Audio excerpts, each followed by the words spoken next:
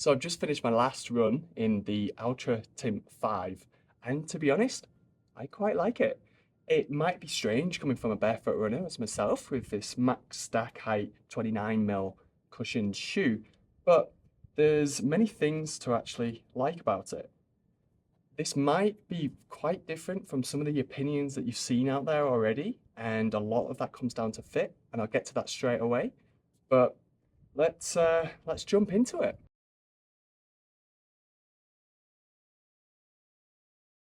So I'm Nick from Barefoot Run Review, and I'm here to review the Altra Timp 5 today. And yes, you may be a bit strange because, like I said, I'm a barefoot runner or a minimal runner most of the time, and this is kind of a max stack shoe for me. But the thing is, there is space for these higher stack shoes as long as we have space for our toes to splay and the fit is right for you, then they can work in certain situations. For example, I would take this on my long ultras. If I needed to go a little faster, maybe these downhill runs, I need to go a bit faster, then these higher stack shoes actually work quite well for that. So let's talk about the fit. So I think this is the major differentiator for this Altra shoe from other Altras, and also where a lot of people are maybe getting it wrong online. So many people say this is a narrow shoe, and whereas yes, it's a little more narrow than some of the shoes like Olympus, the Lone Peak, sometimes. The thing is, I actually think it's a misnomer. I think it's actually the depth of the shoe that's the differentiator here. And we've seen this in quite a few of the models. I think into the Superior, it's a very shallow shoe. Maybe the Escalante, it's quite a shallow shoe. This is another one along the same realm as the Escalante, I would say. But there's a simple fix, and that's just to swap out the insole. The insole from the Ultra is 4 millimeters thick, and you can swap it out for something like this, and I've got like a 2 millimeter thick insole in here. And just that 2 mil difference makes a huge amount of difference. You have more space, you can actually flex your toes up and down a little more, and it really does work. So moving on to other parts of the shoe.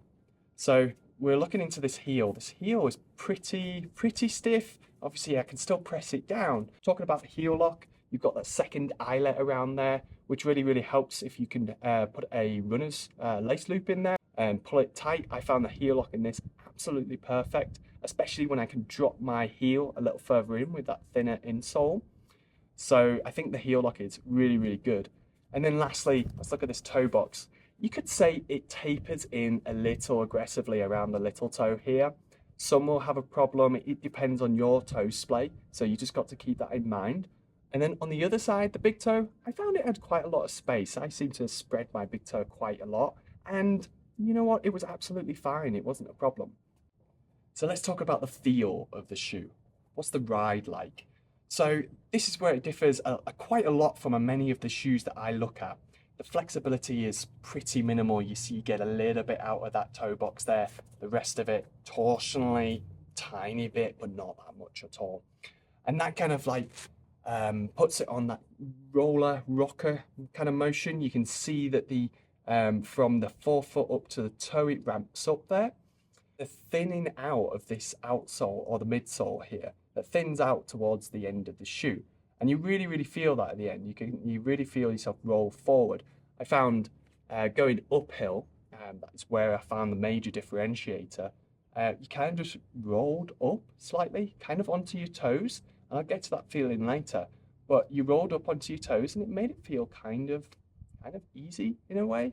That's one reason why I'd like to use this maybe on a longer ultra or longer run, at least anyway, because I feel when you get into those latter kilometers, latter miles, you tend to get a little bit lazy and you want that little extra help just to try and get you over that finish line. Other things about the ride, obviously the big thing is the outsole. You've probably heard about it before. It's a Vibram outsole now, and it really does work. It works wonders. I've had it in the mud, I've had it in the snow, I've had it in the dry. It's worked in every situation. And even though these lugs, they're not super big, I would say maybe 3-4 millimeters, it seemed to work really well. All right, it's not going to work in those really muddy conditions. You're still going to get a bit slidey, but there's not many shoes in the market, especially from Altra, which actually work in those conditions. One thing to note is because of the higher stack height, I felt myself being a bit more lazy, maybe lengthening my stride. Good in one way because you can make yourself a tiny bit faster, bad in another way because I ended up plodding along. When I tried to slow down a bit, I was just slapping into the floor rather than having a nice gentle gait. It's good, it's bad, it depends on what you actually need from the shoe.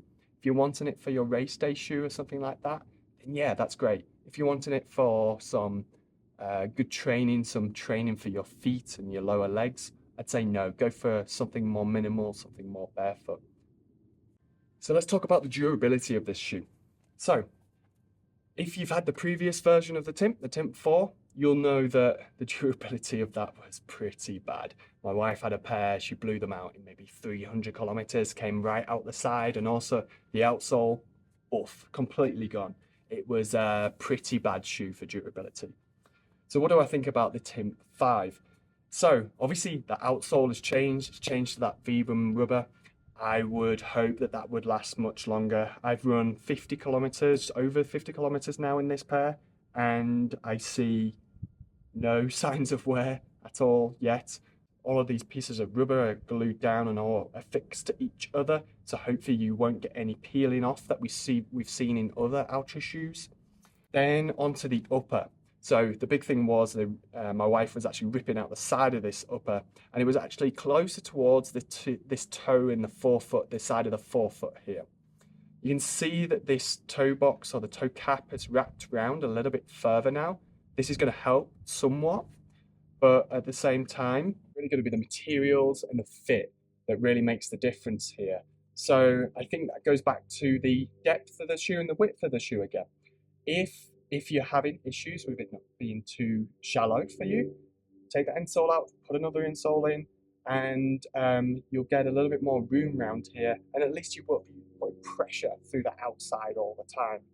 The materials, well, it looks pretty stout. It's kind of hard to say right now. Obviously, I'm not seeing any issues at all, but I'll just report back if I do find anything else 100, 200 kilometers into the shoe. Okay, so in conclusion, this shoe was $155. This shoe, I feel, is going to be a Olympus killer. And I know that's a bold statement, but personally, it is a very similar shoe. The biggest difference is it's not got that really wide heel base on it, so the stability is a little less, but it's still got that kind of wider forefoot. So I never found any issues with my ankles rolling at all or any things like that. And then this is actually kind of a light shoe. I weighed it in at 9.3 ounces, US men's 9. For a trail shoe, that's pretty good. And it's a hell of a lot lighter than the Olympus.